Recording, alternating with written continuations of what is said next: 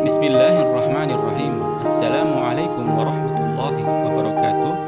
Sahabat-sahabat, kita memuji dan bersyukur kehadirat Allah Subhanahu wa taala yang telah memberikan kenikmatan kepada kita semua. Juga salawat dan salam mudah-mudahan dilimpah curahkan kepada baginda Rasulullah sallallahu alaihi wasallam. Sahabat-sahabat, mudah-mudahan kita semua berada dalam lindungan Allah Subhanahu wa taala. Dan pada video kali ini kita akan membahas tentang kisah Nabi Musa. Sahabat-sahabat, Musa mendapat julukan Kalimullah, yang artinya orang yang diajak bicara oleh Allah.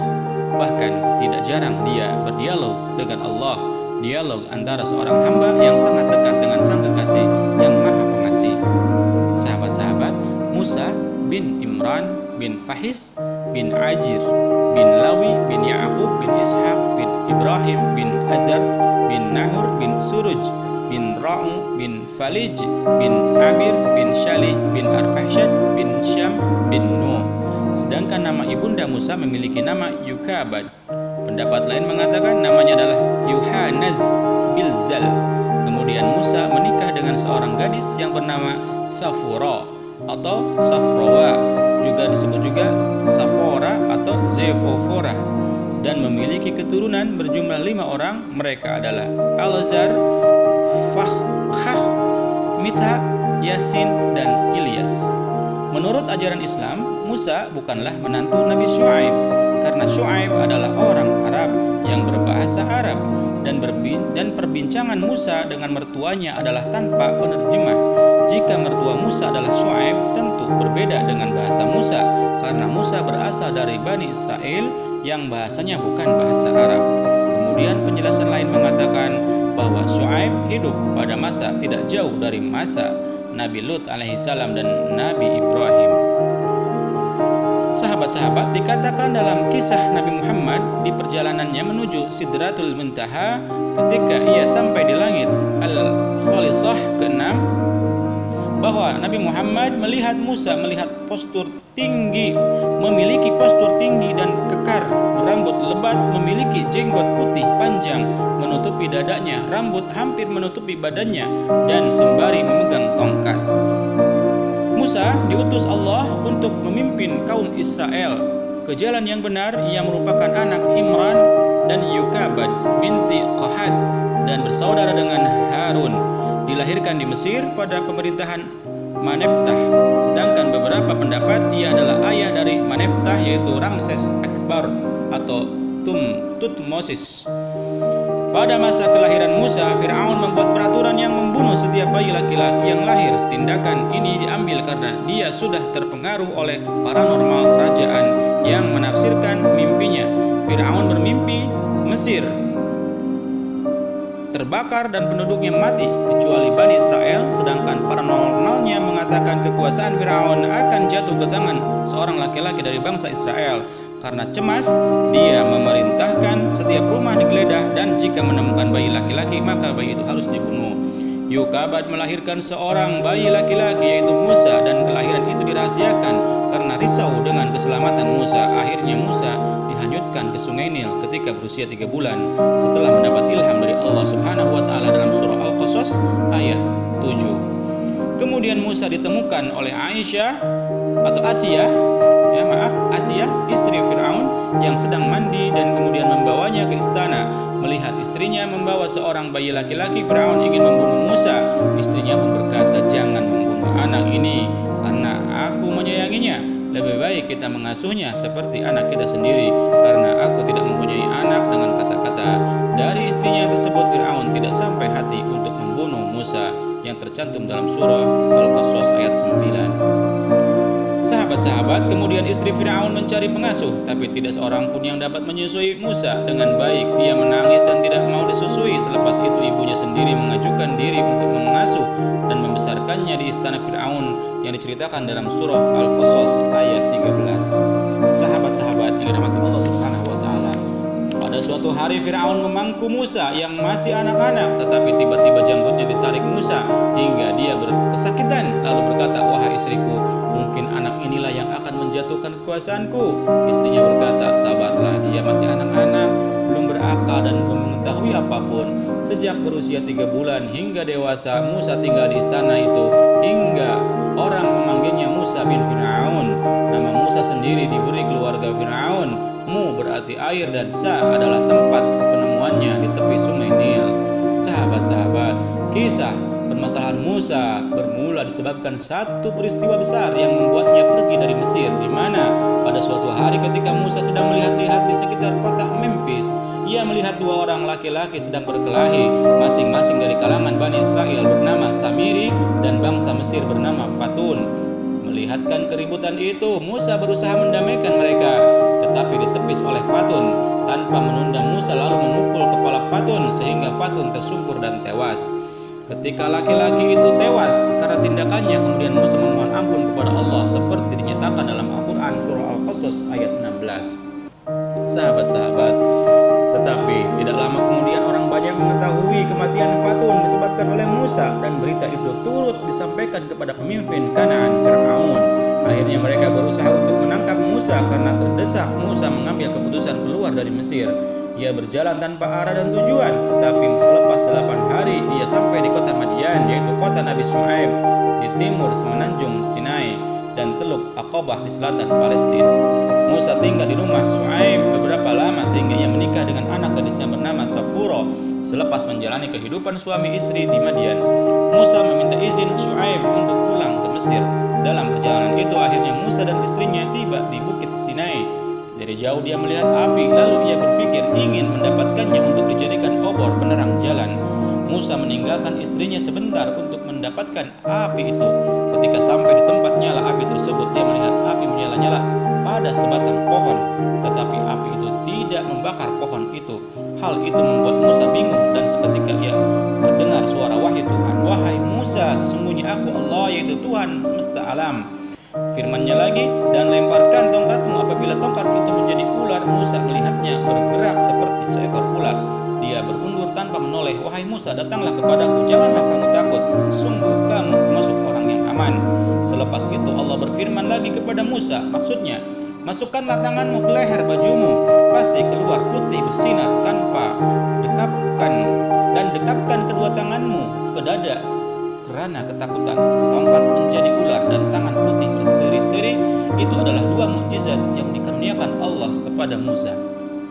Sahabat-sahabat, ketika dia dalam perjalanan pulang dari Madian ke Mesir bagi menghadapi Fir'aun dan pengikutnya yang fasik, Fir'aun cukup marah mengetahui kepulangan Musa yang mau membawa ajaran lain daripada yang diamalkan selama ini, sehingga memanggil semua ahli sihir untuk mengalahkan dua mukjizat berkenaan tersebut. Ahli sihir Fir'aun masing-masing mengeluarkan keajaiban. Ada antara mereka melempar tali lalu menjadi ular, namun semua ular yang dibawa ahli sihir itu ditelan ular besar yang berasal daripada tongkat Nabi Musa. Fir'aun merasa tersaingi dan Allah berfirman, "Dan lemparkanlah apa yang ada di tangan kananmu, pasti ia akan menelan apa yang mereka buat. Sesungguhnya apa yang mereka buat itu hanya tipu daya tukang sihir, dan tidak akan menang tukang sihir itu dari mana saja ia datang."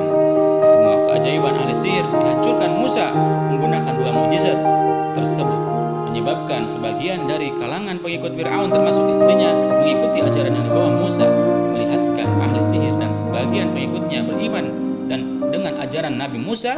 Fir'aun sangat marah dan tersinggung, lalu menghukum golongan tersebut, manakala istrinya sendiri disiksa hingga meninggal dunia. Nabi Musa bersama orang beriman terpaksa melarikan diri sehingga mereka sampai di Laut Merah, namun Fir'aun dan tentaranya yang sudah mengamuk mengejar mereka dari belakang, tetapi semua mereka mati tenggelam di dasar Laut Merah.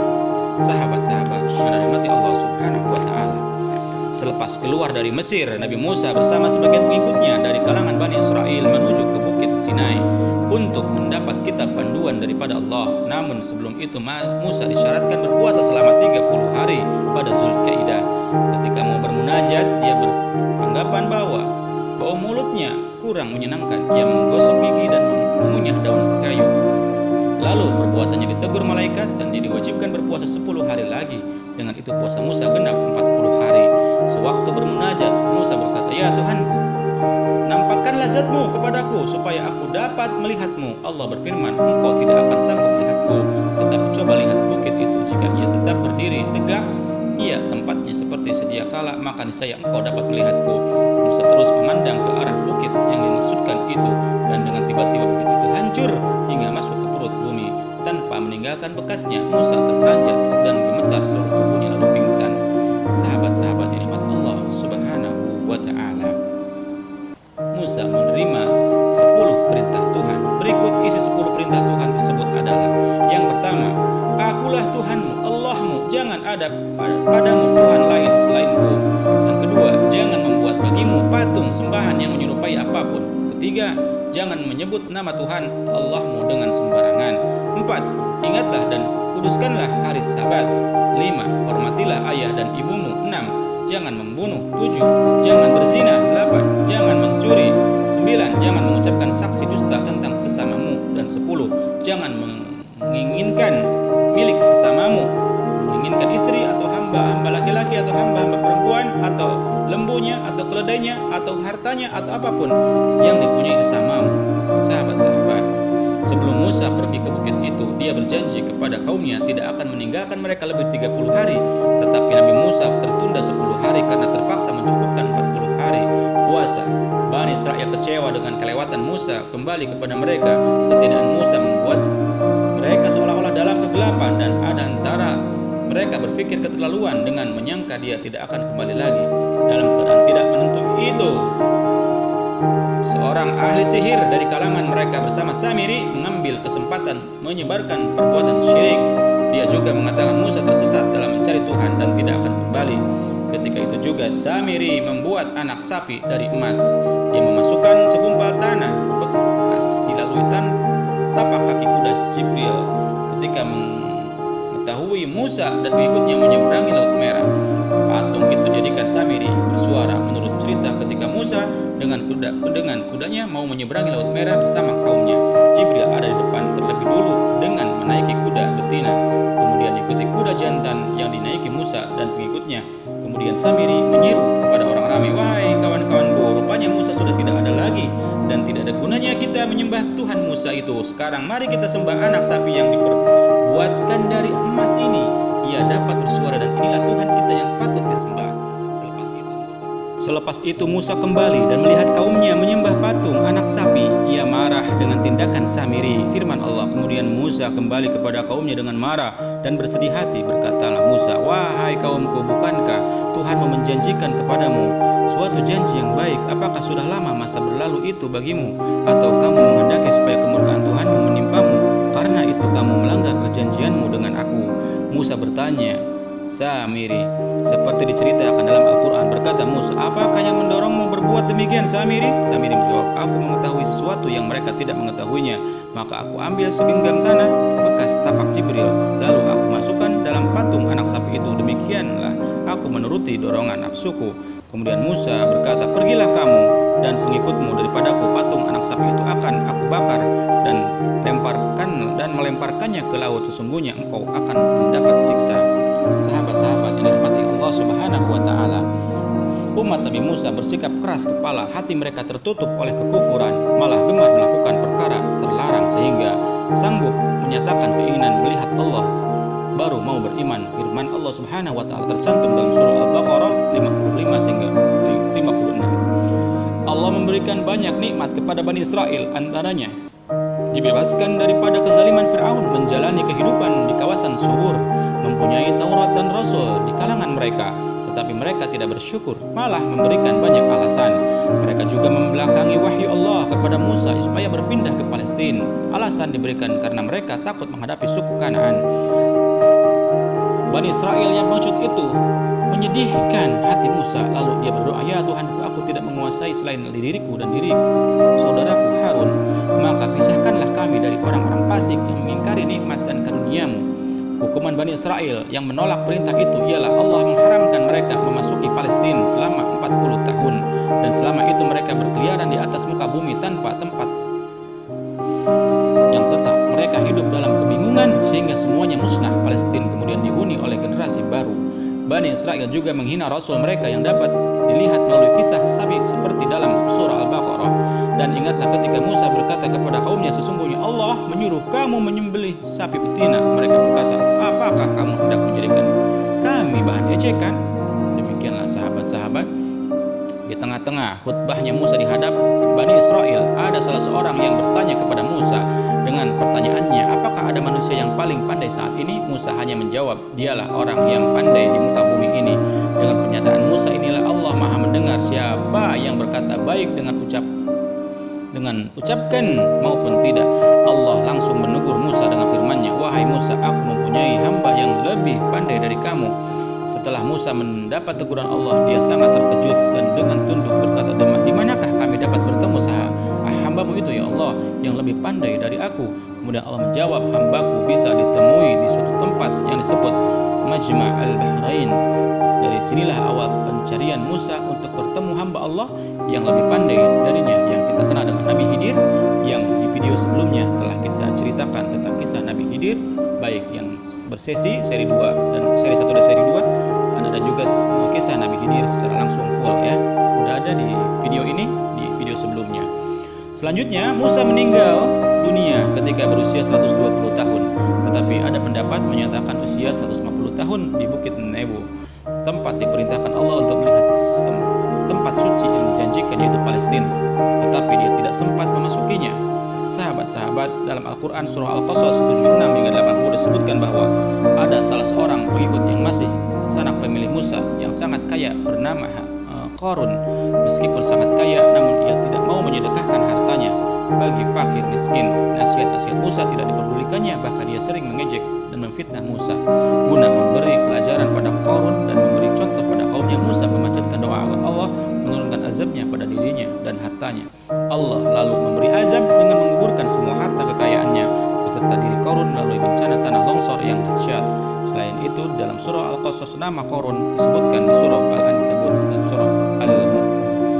Demikian sahabat-sahabat kisah singkat Nabi Musa alaihissalam. Mudah-mudahan ada manfaatnya dan semoga kita semuanya bisa memetik hikmah dari cerita ini.